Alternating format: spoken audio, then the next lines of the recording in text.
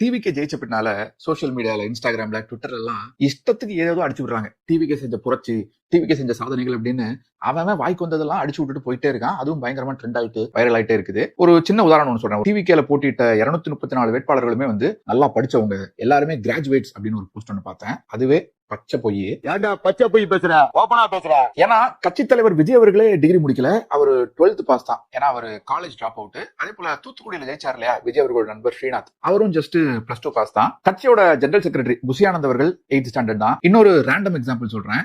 நம்ம லெஃப்ட் பாண்டி இருக்காரு, அதுதாங்க rowdy left Pandi, 9 criminal case இருக்கே அவர் தான். அவர்லாம் 8th ஸ்டாண்டர்ட் வரை தான் படிச்சிருக்காரு. அதே போல தாமு விஜய் அப்படிங்கிற ஒருத்தர் இருக்காரு, அவரும் 8th ஸ்டாண்டர்ட் தான். ஈசிஆர் சரவணன் ஒருத்தர் இருக்காரு, அவரெல்லாம் 5th ஸ்டாண்டர்ட் தான். உண்மை இப்படி இருக்கப்போ 234 கிராஜுவேட்ஸ், 234 பட்டதாரிகள் அப்படின்னு பயங்கரமா ஃபயர் விட்டுக்கிட்டு இப்படிலாம் உருட்டிட்டு இருக்கிறதுலாம் நியாயமா? இந்த மாதிரிலாம் 1-2 போஸ்ட் இல்ல, தாவேகா ஆதரவாளர்களும் தாவேகா நிர்வாகிகளும் இப்படி எக்கச்சக்கமான பொய்களை